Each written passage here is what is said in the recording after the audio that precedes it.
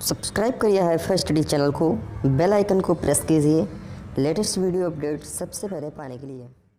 Hello friends, एक बार फिर से आप सभी का बहुत बहुत स्वागत करता हूं आपके अपने चैनल हाईफाई स्टडी पे। दोस्तों आज की जो वीडियो है वो आप सभी के साइंस से रिलेटेड है, जो कि बहुत ही ज़्यादा इंपॉर्टेंट, तो वीडियो को साथ ही लास्ट तक देखिएगा। इसमें से आपके बहुत सारे क्वेश्चन ऐसे हैं जो कवर हो जाएंगे। साथ में अगर आपकी थ्योरी अच्छे से तैयार हो गई तो भाई साहब आपके चाहे लघु उत्तरीय क्वेश्चन हो, चाहे अर्ध लघु उत्तरीय हो, या फिर आपके बहुविकल्पी हों, तो सभी के सभी टॉपिक आपके क्लियर हो जाएंगे साथियों। ठीक है, तो यहाँ ये वीडियो आप सभी के लिए बहुत ही इंपॉर्टेंट होने वाली है। तो यहाँ पर सबसे पहले हम लोग देखते थे सारणी, मूल, कृषि क्रियाएं और प्रयुक्त उपकरण। तो यहाँ पर हो जाएगा कृषि कार्य और प्रयुक्त उपकरण, यानी मिट्टी, जो मिट्टी की तैयारी यानी बीज बोने योग्य भूमि तैयार करना किससे किया जाता है? सबसे पहले जोतना, यानी बीज बोने के लायक जो भूमि तैयार की जाती है वो पहले तो जोती जाती है, फिर उसको समतल कर किया जाता है, यानी कि मतलब पाटा जो लगाया जाता है। ठीक है, और उसके बाद खाद देना होता है। ठीक है, तो ये होती हैं बेसिकली भूमि की क्रिया। मिट्टी को तैयार करना बोने से पहले या कोई कृषि लगाने से पहले हम लोग क्या करते हैं कि भूमि की जुताई करते हैं, उसको जोतते हैं, उसके बाद समतल भी करते हैं, उसको पाटा भी लगाते हैं। ठीक है, लकड़ी या लोहे की सहायता से। उसके बाद उसमें खाद भी हम डालते हैं। अब यहाँ पर बात हो गई, यानी हल लकड़ी का या फिर लोहे का, हैरो समझ रहे हो ना आप लोग, हैरो कल्टीवेटर आप लोग जानते हो, और कल्टीवेटर भी हो जाएगा। उसके बाद सुहागा या पटेला, लकड़ी का या लोहे का। पटेला मतलब जो पाटा लगाते हैं हम लोग, यानी समतल करने के लिए। अभी जैसे ये यहाँ पर जो ये जुताई हो रही है, देख सकते हैं ना आप लोग, ये जुताई जो हो रही है, अब यहाँ पर खेत आप लोग जैसे थोड़ा सा नाली टाइप में बना हुआ है। अब इसको बराबर करने के लिए क्या करते हैं, ट्रैक्टर के पीछे आप लोगों ने देखा होगा कि पाटा लगाते हैं, जिसे देहाती भाषा में सरावन वगैरह भी कहते हैं। ठीक है, तो उससे पाटा लगाया जाता है, उससे समतल किया जाता है भूमि को। ठीक है, बोने योग्य बनाया जाता है। अब यहाँ पर सेकंड नंबर हमारा जाता है बीज बोना। बीज बोना एक तो आपकी हाथ से बीज बोई जाती है और एक ड्रिल मशीन के द्वारा भी बोई जाती है। तो ड्रिल मशीन में आपको अभी आगे दिखाऊंगा कि किस तरह की ड्रिल मशीन होती है बेसिकली। ठीक है, उसके बाद यहाँ पर हो जाएगा कि उर्वरक डालना। उर्वरक का मतलब समझ रहे हो ना आप लोग, उर्वरक डालना, खाद उर्वरक ये सब डालना। उसके बाद सीड ड्रिल, डिम्बर और प्लांटर आदि हाथों से या ड्रिल के द्वारा। ठीक है, उर्वरक हम ड्रिल के द्वारा भी डाल सकते हैं, सीडी के द्वारा भी डाल सकते हैं, डिब्लम में भी डाल सकते हैं, और अपने हाथों के द्वारा भी डाल सकते हैं, उसको छिड़क सकते हैं। सिंचाई में क्या होता है, चमके थैले, राहट या राहट पहले गाँव में चलते थे, रहट। ठीक है, डोंगले भी चलती थी। डोंगले मतलब जल की टोकरी होती थी, दो साइड में लोग पकड़ लेते थे, और उससे क्या होता था, आप लोगों ने देखा होगा, बाहुबली 2 में मूवी देखी होगी। यहाँ पर जब क्या करते हैं, 2 ताड़ के वृक्ष रहते हैं बहुत बड़े बड़े, उनसे रस्सी बांधते हैं, और रस्सी बांधने के बाद वहाँ पर एक डोंगली बांधी होती है।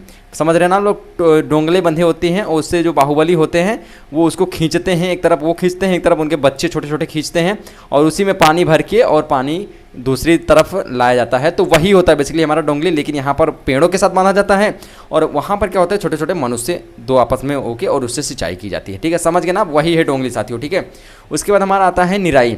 निराई क्या होता है, खुरपी के द्वारा भी किया जाता है, हैरो या हो के द्वारा भी किया जाता है। हो के द्वारा भी इसकी जो होती है निराई हो जाती है।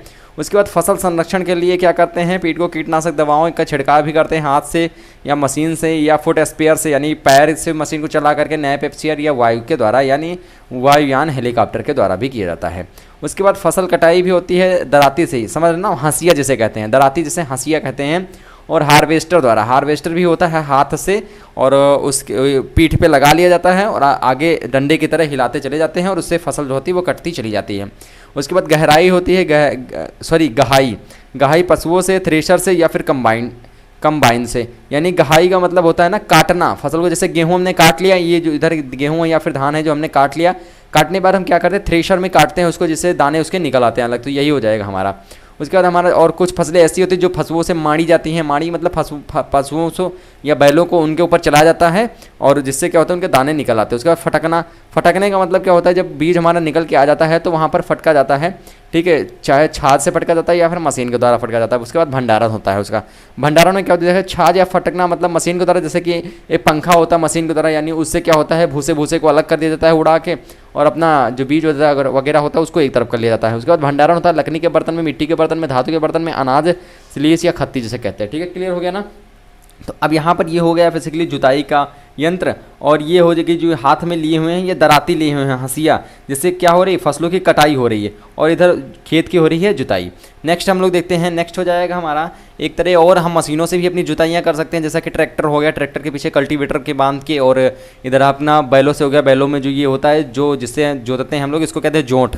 ठीक है, क्या कहते हैं? जोंठ कहते हैं। अब हम उपर्युक्त कृषि क्रियाओं का विस्तार से क्रमबद्ध रूप में अध्ययन करेंगे। यानी सबसे पहले हम लोग अध्ययन करेंगे मृदा, यानी मृदा पृथ्वी की ऊपरी परत होती है जो कि पौधे को उगने के लिए प्राकृतिक माध्यम प्रदान करती है, और मृदा विभिन्न प्रकार की होती है, यानी विभिन्न फसलों के लिए विभिन्न प्रकार के मृदाएं और पोषक तत्वों की आवश्यकता होती है, जैसा कि मैंने फर्स्ट वीडियो में आपको बताया भी था। मृदा पौधों की जड़ों को स्थिर कर उनकी वृद्धि के लिए जल, खनिज, लवण प्रदान करती है। साथ ही मृदा उपस्थित जीवाणु, कवक और केंचुए आदि का जीवांश बनाने में सहायक होते हैं, जो कि मृदा में जल, खनिज, लवण व वायु के आवागमन को सरल बनाए रखें। ठीक है, क्लियर हो गया ना। अब केचुए क्या होते हैं? केचुए का सबसे बड़ा योगदान ये होता है कि ये धरती में छेद करते हैं। ठीक है, फसल में छेद करते हैं, जहाँ तक हमको फसल मिलती है वहाँ तक ये छेद करते हैं। क्यों छेद करते हैं? अब छेद करने का सबसे बड़ा कारण है कि अंदर तक खनिज लवण भी पहुँच जाते हैं, और जल भी अंदर पहुँच जाता है, और वायु भी अंदर तक पहुँच जाती है उन्हीं छेद के माध्यम से। अब यहाँ पर बात आती है यहाँ पर साथियों की बुआई के लिए मिट्टी यानी मृदा तैयार करना, यानी पृथ्वी की उपस्थिति बिना जोती गई मिट्टी फसल के लिए उपयोगी नहीं होती है, इसलिए बीजों की बुआई के लिए तैयार किया जाता है। मिट्टी को फसल के अनुरूप 3 प्रकार तैयार किया जाता है। सबसे पहले क्या आता है? हल या जुताई चलाकर या फिर जुताई करके। ठीक है, यानी ऐसी विधि में जिसमें मिट्टी को बीजों की बुआई के लिए ढीला और उलट पलट किया जाता है तथा मिलाया जाता है, हल चलाना या जुताई कहलाती है। उसके बाद बात आती है यहाँ पर साथियों हमारी बात नेक्स्ट आती है निकल के कि छोटे खेतों की जुताई हल द्वारा बैलों से की जाती है। लकड़ी, इसलिए क्या होता है? लकड़ी का या फिर लोहे का बना होता है। ठीक है, और गांव में इसको तिफरा के नाम से भी जानते हैं। और बड़े खेतों की जुताई ट्रैक्टर से की जाती है। और ट्रैक्टर ऐसा मोटर वाहन जिसमें भारी टायर होते हैं और जिससे कृषि मशीनों जैसे हल, ड्रिल आदि को खींच सकता है। ठीक है, तो ये हो गया। उसके बाद हमारा दोस्तों यहाँ पर बात आती है कि जुताई के लाभ क्या होते हैं। यानी जुताई के लाभ हम लोग देख लेते हैं कि जुताई के लाभ क्या होते हैं। तो जुताई से मिट्टी भुरभुरी हो जाती है, उलट पलट तथा मिश्रित हो जाती है। उसके बाद भुरभुरी मिट्टी में खाद तथा उर्वरक आसानी से एक समान मिल जाते हैं, और भुरभुरी मिट्टी में हवादार होती है तथा जड़ों की अधिक वृद्धि करती है। क्लियर हो गया ना। यहाँ पर किसान बैलों से कृषि को जोतता हुआ, और यहाँ पर भी किसान बैलों से कृषि को जोतता हुआ। अब यहाँ पर आप लोग देख रहे हैं दोस्तों, यहाँ पर ये जो नालियाँ बन जाती हैं, नालियाँ जो हमारी बेसिकली यहाँ पर जो फार चल रहा है, या कह लीजिए आप लोग, ठीक है, तो ये जो चल रहा है यानी नालियाँ बनाता चलता है, खेत को जुताई के लिए नालियाँ बनाता हुआ चलता है। अब जब नालियाँ बन जाती है तो इसको बराबर करने के लिए एक पाटा लेते हैं, या फिर जैसे गाँव में शरामन भी कहते हैं, और उस पाटा से क्या करते हैं, इसको हम लोग बराबर कर लेते हैं। बराबर करके यानी बीज बो के इसको बराबर कर लेते हैं। तो किसान बैलों द्वारा हल चलाते हुए यहाँ पर दिखाया गया। यहाँ पर आपको थोड़ा अच्छे से नहीं दिखाया गया, तो इस वजह से मैंने इधर आपको दिखा दिया। क्लियर, यहाँ पर इधर मैंने आपको दिखा दिया। अब यहाँ पर साथियों नेक्स्ट हमारा निकल के आता है। ठीक है साथियों, नेक्स्ट यहाँ पर हमारा निकल के आता है, यानी 4th नंबर पॉइंट निकल के आता है कि जुताई सूक्ष्म जीवों तथा केंचुओं की वृद्धि करती है। ठीक है, वृद्धि की सहायता करती है, और ये किसान के मित्र भी हैं। ये क्या हैं? किसान के मित्र। किसे कहा गया है? केंचुए को कहा गया है। जी हाँ दोस्तों, किसको कहा गया है? केंचुए को कहा गया है। केंचुए को क्या कहा गया है? किसान का मित्र कहा गया है। ये क्या करते हैं? मिट्टी को उलट पुलट करके भुरभुरी बनाते हैं। ये मरने के बाद भी किसान की सेवा करते हैं, यानी क्योंकि इनमें या इनके अपघटित शरीर जीवाश्म ह्यूमस के निर्माण में योगदान देते हैं। 5वां नंबर हो जाएगा, जुताई से मिट्टी हवादार बनती है, और जुताई में खरपतवार यानी अवांछित जो पौधे होते हैं वो उखड़ जाते हैं और नष्ट हो जाते हैं। और 7 नंबर पॉइंट हमारा हो जाएगा कि हानिकारक कीट जो कि मिट्टी में छिपे हुए होते हैं ऊपर आ जाते हैं, और पशु पक्षी जो होते हैं इनको पकड़ ले जाते हैं। यानी कहने का मतलब है जो मिट्टी के अंदर बैठे हैं, ठीक है, जो मिट्टी के अंदर बैठे हैं, यानी आप सिंपल सा आप बात समझ लीजिए, मिट्टी के अंदर जैसे दीमक बैठा होता है, तो दीमक बेसिकली अगर जब खेत की जुताई हो जाएगी, जब खेत की बेसिकली यहाँ पर जुताई हो जाएगी, तो जितने भी नीचे बैठे होंगे दीमक हो गए, ठीक है, दीमक हो गए और बाकी और कीट होते हैं, तो ये जो होते हैं बेसिकली ऊपर आ जाते हैं। और ऊपर जैसे ही आते हैं और तुरंत क्या होता है कि इनको पशु पक्षी या पक्षी जो होते हैं वे इनका भोजन अपना बना लेते हैं, इनको ग्रहण कर लेते हैं। उसके बाद मिट्टी का पाटन मतलब बराबर करना, यानी सुहागा या पटेला द्वारा मिट्टी के बड़े बड़े ढीले या ढेलों को छोटे सूक्ष्म छिद्रित मिट्टी में बदलने की क्रिया को पाटन कहते हैं। यदि मिट्टी बहुत, साथियों यहाँ पर बात आती है कि यदि मिट्टी बहुत सूखी होती है तो जुताई करने पर मिट्टी के बड़े बड़े सूखे ढेले निकलते हैं। इन ढेलों को सुहागा या पटेला द्वारा तोड़ा जाता है और मिट्टी का पाटन इसे समतल बनाता है, जो कि सिंचाई के लिए आवश्यक है। जब पाटन बराबर हो जाएगा तब क्या होगा, मिट्टी आराम से बराबर हो जाएगी, जिससे पानी हमारा जो सिंचाई में भी आवश्यकता होगी। ठीक है, पानी रुकेगा नहीं, आराम से चलता चला जाएगा। उसके बाद सुहागा लकड़ी के पट्टे से बॉक्स या लोहे की परत से बनाया जाता है और इसे ट्रैक्टर से जोड़कर बैलों द्वारा किया जाता है। ट्रैक्टर से जोड़कर या फिर बैलों द्वारा भी खींचा जाता है। तो यहाँ पर बेसिकली बराबर की बात आती है। यहाँ पर आप लोगों ने ये देखा होगा, इसका नाम है रोडोवेटर। ठीक है, रोटावेटर कहते हैं इसको। क्या कहते हैं? रोटावेटर इसको कहते हैं। रोटावेटर में क्या होता है, साथ साथ जुताई भी होती चली जाती है, साथ में इसमें पाटा भी लगता हुआ चला जाता है। यानी ये जो पीछे आपको दिख रहा है ये पाटा लगाता है और इधर नीचे इसके होते हैं फार होते हैं, जिससे जुताई होती है और पाटा भी लगता चला जाता है, बराबर भी खेत होता चला जाता है। क्लियर हो गया ना? क्लियर हो गया। अब यहाँ पर बात आती है कि मिट्टी के पाटन से लाभ क्या होता है। यानी पाटन मिट्टी के बड़े बड़े लीलों को बारीकी मिट्टी में बदलकर खेत की सतह को समतल बना देता है। सेकंड नंबर हो जाएगा, पाटन की गई मिट्टी वायु द्वारा या पानी द्वारा आसानी से नहीं बनाई जा सकती है। और थर्ड नंबर हो जाएगा कि इसके द्वारा सिंचाई एक साथ हो जाती है और वायु तथा जल द्वारा होने वाले भूमि के कटाव को रोकने में सहायता देती है। सी नंबर हमारा हो जाएगा, मिट्टी में खाद देना। ठीक है, मिट्टी में खाद देना यानी खेत की मिट्टी की उर्वरता को सुधारने के लिए खाद मिलाना या खाद देना कहलाता है। अब यहाँ पर बात आती है खाद तथा उर्वरक में अंतर क्या होती है। यानी सिंपल से आप समझ लीजिए खाद क्या होती है और उर्वरक क्या होती है। पहले इसको पढ़ लेते हैं हम लोग, फिर आपको समझाते हैं। यानी आप जानते हैं कि मिट्टी में जीव एवं निर्जीव दोनों होते हैं और हमारी मिट्टी कार्बनिक तथा अकार्बनिक पदार्थों से मिलकर बनी होती है। इसमें अपघटित पौधे, जंतु, सूक्ष्म जीव इनके अपशिष्ट पदार्थ कार्बनिक पदार्थ के रूप में होते हैं और इन सूक्ष्म जीवों में से बहुत से जीव अपघटक के रूप में कार्य करते हैं और मृत पत्तों, जंतुओं के अवशेष, अपशिष्ट पदार्थ, मल मूत्र आदि को अपघटित करके साधारण कार्बनिक पदार्थों में बदल देते हैं, जिसमें कार्बन, हाइड्रोजन, ऑक्सीजन, नाइट्रोजन तथा अन्य तत्व होते हैं। और अपघटित उत्पाद मिट्टी में कार्बनिक अवयवों की मात्रा बढ़ाते हैं और मिट्टी की उर्वरता को सुधार कर किसानों की सहायता करते हैं। इस प्रकार सूक्ष्म जीव मूल्यवान मिट्टी को सुधारने तथा संरक्षित करने में अपना सहयोग कई तरीकों से देते हैं। उसके बाद हो जाएगा हमारा, कल्पना कीजिए कि यदि मिट्टी में लगातार फसलें उगाई जाएं तो क्या होगा, इसमें उर्वरा शक्ति जो होती है वो कम हो जाएगी और प्रत्येक फसल मिट्टी में उपस्थित कुछ पोषकों को अवशोषित करती है।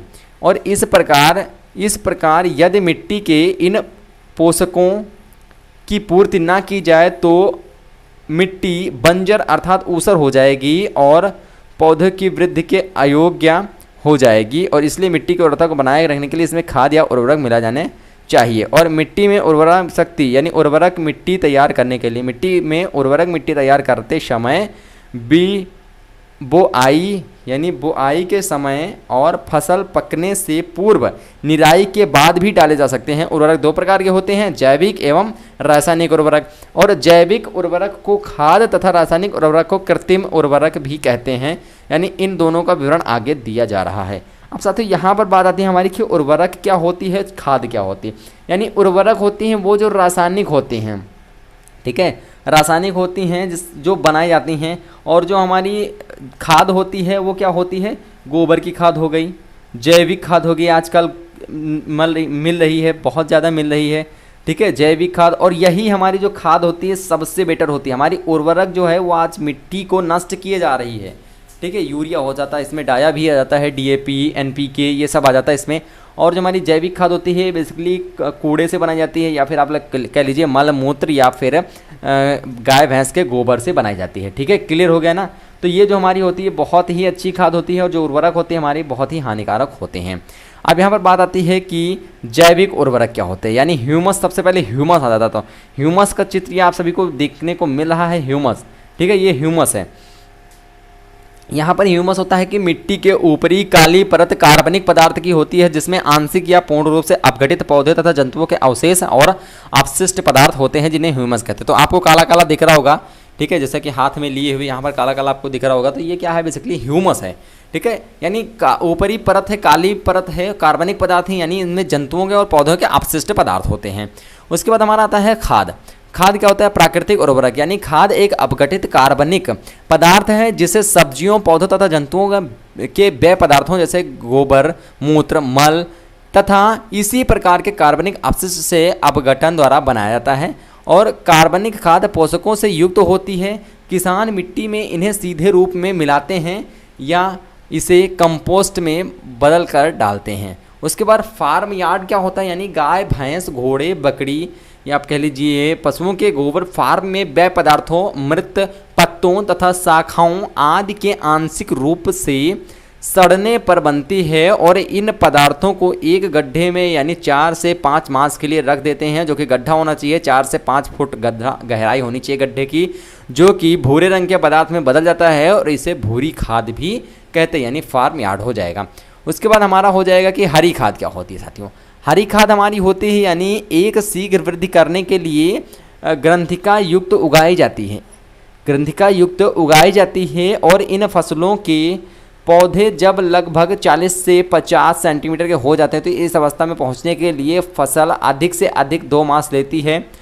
तब इसकी खड़ी फसल पर हल चलाकर अच्छी तरह मिट्टी में दबा देते हैं या इनको नष्ट कर देते हैं। और मिट्टी में ये पौधे अपघटित होकर ह्यूमस में बदल जाते हैं, जो कि ऊपर मैंने आपको बताया था ना कि कार्बनिक पदार्थ होते हैं, अवशिष्ट पदार्थ होते हैं, अपशिष्ट पदार्थ यानी अवशेष होते हैं किसके, पौधों के और जंतुओं के। तो यहाँ पर हरी खाद में सिर्फ पौधों के अपशिष्ट पदार्थ होते हैं, दबा दे जाते हैं, ये ह्यूमिक में बदल जाते हैं। और ये भूमि के अंदर नाइट्रोजन यौगिकों की मात्रा में वृद्धि करते हैं। इनमें फलीदार फसलें आती हैं जैसे लोबिया, सनई, बरसीम, चना, मूंग और मटर आदि को हरी खाद के रूप में उगाया जाता है। और सबसे ज़्यादा अगर हरी खाद के रूप में उगाया जाता है वो होता है ढैंचा, ठीक है, ढैंचा नाम दिया जाता है। और इसका जो नाम है वो भी ढैंचा ही है। अब ये मत सोचना कि इसको गांव में कहा जाता है, इसका नाम ढैंचा ही है। और सनई भी आता है इसी के, यानी ढैंचा क्या होता है, बिल्कुल अरहर की तरह होता है, बिल्कुल अरहर की तरह होता है पौधा, और उससे सबसे अधिक हरी खाद मिलती है। तो ये आप लोग देख रहे हैं ना, हरी खाद हो गई। और इसको हम क्या करते हैं कि इसका क्या नाम है, कल्टीवेटर नहीं इसका, चलिए ठीक है, कोई भी नाम होगा। तो यहाँ पर उससे क्या करते हैं हम लोग, कल्टीवेटर या फिर इसको हम क्या करते हैं, इसमें जुताई कर देते हैं, ठीक है, इसमें क्या कर देते हैं हम लोग, जुताई कर देते हैं। और क्या होता है कि ये जो हरी खाद होती है मिट्टी में दब जाती है और सड़ के और क्या बन जाती है, ह्यूमस बन जाती है, ठीक है, क्या बन जाती है, ह्यूमस बन जाती है। और ये बेसिकली है, अब मुझे नाम इस टाइम नहीं याद आ रहा है। इसमें तवे होते हैं और तवे क्या होता है, ट्रेन के पटरी की तरह, एकदम ट्रेन के पहिए की तरफ तवे होते हैं। और ये भी खोदते हुए चलते हैं ज़मीन में, ठीक है, खोदते हुए चलते हैं ज़मीन के अंदर। उसके बाद हमारा आता है कंपोस्ट खाद आती है। कंपोस्ट खाद यानी ये पशु घर तथा रसोई घर के अपशिष्ट पदार्थों से बनाई जाती है। कंपोस्ट खाद बनाने के लिए सभी पौधे तथा पशुओं के अपशिष्ट पदार्थों को भूमि में खोदे गए गड्ढे में डाल देते हैं और गड्ढे को मिट्टी से या फिर पत्तों से इससे ढक दिया जाता है, ताकि इसे वायु तथा प्रकाश से 4 से मास तक बचाया जा सके। यानी इसमें ना तो 4 से 6 महीने तक कोई वायु जा पाए, ना ही सूर्य का प्रकाश जा पाए। और गड्ढे में सूक्ष्मजीवी किण्वन या अपघटन करके इसे पोषक पदार्थों में बदल देते हैं, जो कि पौधों के लिए अति उत्तम होता है। पौधों के लिए क्या होता है साथियों, अति उत्तम होता है। क्लियर हो गया ना, तो इतना आपका टॉपिक क्लियर हो गया। अगर आप इसको शॉर्ट स्क्रीन लेना चाहते हैं, लिखना चाहते हैं, तो इसको शॉर्ट स्क्रीन लेके जल्दी से आप लोग लिख लीजिएगा, ठीक है, शॉर्ट स्क्रीन आप जल्दी से ले सकते हैं इसका।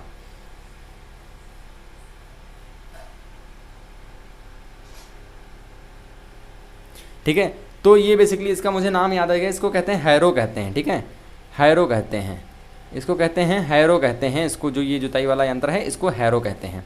उसके बाद यहाँ पर आ जाती है साथियों, नेक्स्ट हमारा जो पॉइंट आ जाता है वो आ जाता है कि मिट्टी में खाद देने के लाभ क्या होते हैं। यानी मिट्टी अपने खोई हुई भौतिक रचना को दोबारा प्राप्त कर लेती है खाद देने पर, और मिट्टी अपनी खोई हुई उर्वरता पोषक तत्वों को दोबारा प्राप्त कर लेती है, और मिट्टी में ह्यूमस तथा सूक्ष्म यौगिकों या जैविकों की मात्रा अधिक हो जाती है। सेकंड नंबर हमारा हो जाएगा रासायनिक अथवा कृत्रिम उर्वरक। यहाँ पर मैंने आपको बताया था जैविक उर्वरक, उसके बाद यहाँ पर आ जाएगा आपका रासायनिक अथवा कृत्रिम उर्वरक। तो उर्वरक यानी फर्टिलाइजर्स जो होते हैं रासायनिक यौगिकों के रासायनिक या कृत्रिम मिश्रण होते हैं, जिनमें क्या होता है, जिनमें साथियों नाइट्रोजन, फास्फोरस तथा पोटेशियम की मात्रा अधिक होती है। ये कारखानों में बनाए जाते हैं, ये कारखानों में बनाए जाते हैं। उर्वरकों का भंडारण आसान है और इसको उपयोग करना भी आसान है, और इसको उपयोग करना भी आसान होता है क्योंकि ये पैकेट और थैलों में उपलब्ध होते हैं। ये साथियों कहाँ उपलब्ध होते हैं, पैकेट में उपलब्ध होते हैं या फिर थैलों में उपलब्ध होते हैं। उसके बाद आता है रासायनिक आधार। रासायनिक आधार पर उर्वरकों के निम्नलिखित 3 वर्ग हैं। पहला हो जाएगा नाइट्रोजनी उर्वरक, उसके बाद फास्फोरस उर्वरक और पोटास यानी NPK जिसे कहते हैं, यानी NPK नाइट्रोजन, फास्फोरस और पोटास। ठीक है, तो ये हो जाएंगे इसके नाम। NPK कभी कभी बोरी में आप लोगों ने देखा होगा कि NPK लिखा होता है। NPK कितने % है, यानी N बराबर कितने % है, P बराबर कितने % है और K बराबर कितने % है। नाइट्रोजन इसमें कितनी है, फास्फोरस कितनी है और पोटास कितनी है, ये दिया रहता है। ठीक है, तो नाइट्रोजनी उर्वरक जैसे यूरिया हो जाएगा, फास्फोरस उर्वरक जैसे अमोनियम फॉस्फेट हो जाएगा और पोटास उर्वरक जैसे पोटेशियम सल्फेट हो जाएगा। यानी उर्वरकों के लाभ यहाँ पर देख लेते तो पहला लाभ हो जाएगा, यानी उर्वरक पौधों के लिए पोषक से उच्च स्रोत हैं, पोषकों के उच्च स्रोत हैं और इन्हें थैलों में भंडारित किया जा सकता है, जिससे इनका भंडारण तथा परिवहन आसानी से हो सकता है। थर्ड नंबर हो जाएगा, ये आसानी से पानी में घुल जाते हैं और पौधों द्वारा अवशोषित हो जाते हैं। फोर्थ नंबर हो जाएगा, ये फसल के उत्पादन में कई गुना वृद्धि करते हैं और एक किसान अपनी फसल की उपज बढ़ाने के लिए अक्सर खाद और उर्वरकों की मिश्रित रूप का प्रयोग करता है। क्लियर हो गया, क्लियर हो गया साथियों। उसके बाद यहाँ पर आता है सेकंड नंबर की मिट्टी में बीजों की बुआई। मिट्टी में बीजों की बुआई यानी खेत में फसल उपजाने के लिए बीजों को डालना बुआई कहलाता है। मिट्टी अर्थात खेत को उपरोक्त विधि द्वारा बीज बोने के लिए तैयार करने के पश्चात बीजों को बोया जाता है। खेत में बीजों को निम्न 3 विधियों द्वारा बोया जाता है। कौन कौन सी? बुआई की बिखेरना विधि यानी बीजों को खड़े होकर सीधे चलते हुए झटके के साथ फेंकने वाली विधि को क्या कहते हैं? बिखेरना विधि कहते हैं। यानी हाथ से बिखेरने पर सुहागे से यानी फिर पाटा लगा के बीजों को ढक दिया जाता है ताकि बीज व्यर्थ न जाए और कुछ गहराई तक चले जाएं, 3 से 4 सेंटीमीटर तक चले जाएं। और इस विधि से बोए जाने वाले बीज क्या होते हैं? गेहूं होते हैं, जौ, मटर, चना, ज्वार, बाजरा, मक्का, सरसों, ये सब क्या होता है? छटक कर बोए जाते हैं, यानी बिखेरना जिसे कहते हैं। बिखेरने की विधि से बुआई से हानियाँ क्या होती है? बिखेरने विधि से बुआई की हानियाँ क्या होती हैं? यानी इस विधि में बीज मिट्टी के ठीक गहराई तक नहीं जा पाते हैं और खेतों में बीज का वितरण एक समान नहीं हो पाता है। और बीजों में क्या होता है? बीजों के बीच में उपर्युक्त स्थान रह जाता है और ये एक स्थान पर भी संग्रहित हो सकते हैं। यानी क्या होता है यहाँ पर कि बीज अधिक गहराई तक नहीं जा पाते हैं। सबसे बड़ी बात ये होगी, जो ऊपर हो जाएगा तो उसमें धूप लगेगी और उसका अंश हो जाएगा ख़त्म, सूख जाएगा बीज वो। उसके बाद खेत में बीज का वितरण जो होता है एक समान नहीं हो पाता है और कहीं कहीं पर ऐसा भी हो जाता है जहाँ पर एक जगह पर बीज हो जाते हैं और कहीं कहीं पर ऐसा हो जाता है कि बहुत दूर दूर बीज हो जाते हैं। ठीक है, तो ये होती हैं इसकी हानियाँ और इससे फसल का उत्पादन भी कम हो जाता है। और इस विधि में बीज जो होते हैं पक्षियों द्वारा चुन लिए जाते हैं क्योंकि ये मिट्टी के ऊपरी सतह पर होते हैं। जो बीज अगर ऊपरी सतह पर हो जाता है तो जो होते हैं पक्षी होते हैं वो उनको चुन लेते हैं, ठीक है, उनको खा लेते हैं। उसके बाद हो जाएगा बुआई के लिए बीज ड्रिल। ठीक है, ड्रिल का उपयोग करना, ड्रिल मशीन का उपयोग करना जो ट्रैक्टर से चलती है। यानी बीज ड्रिल एक लंबी धातु की नली के ऊपर एक कीप होती है और बीज ड्रिल को हल के साथ जोड़ा जाता है और बीज कीप में डाले जाते हैं। बीज होते कीप में डाले जाते हैं और नली में से होकर वे हल के फाल जो होते हैं द्वारा मिट्टी जो बनाई जाती है उसी नाली में चले जाते हैं। जो आगे जैसे ये हो गया तो ये चलता चला गया, खोदता चला गया मिट्टी और यहाँ पे जो पीछे से बीज गिरता हुआ चला गया, आगे खोदता चला जाएगा और पीछे गिरता चला जाएगा। तो ये इससे फ़ायदा क्या होता है कि मिट्टी जो बीज होते हैं वो मिट्टी के भूमि तक अच्छे से अंदर तक पहुँच जाते हैं। ठीक है, फली द्वारा मिट्टी द्वारा बनाई जाती है और नाली में चले जाते हैं और आप चित्र भी देख सकते हैं। यानी इस प्रकार बीज ड्रिल द्वारा बुआई हो जाती है। क्लियर हो गया? तो ये हो जाएगा। ये जो कीप आपको दिख रही है ये कीप है, ये हाथ है। ये कीप आपको दिख रही है, इसी कीप में डालते हैं तो कीप जो होती है इसके अंदर होती है, ठीक है, इसके अंदर भी कीप होती है। और ये तो बेसिकली पुराना चित्र, लेकिन आजकल जो मशीनें आने लगी हैं वो कुछ इस प्रकार आने लगी, जो ये नालियाँ लगी हुई या पाइपें जो लगी हुई इन्हीं की सहायता से बीज जो है वहाँ पर गिरता है, यहाँ पर हर एक तिफरे या के नीचे गिरता है, ठीक है। उसके बाद होता है कि बीज ड्रिल द्वारा बुआई के लाभ क्या होते हैं, यानी यह एक मशीन विधि है जो कम समय में मजदूरी लेती है, कम समय और मजदूरी लेती है। क्लियर हो गया। यानी बीज बोने की इस विधि में बीज मिट्टी में उचित गहराई प्राप्त करते हैं और खेत में बीजों का एक समान वितरण होता है, बीजों में उचित दूरी होती है और पौधे स्वस्थ होते हैं, बीज पक्षियों की पहुंच से बाहर होते हैं।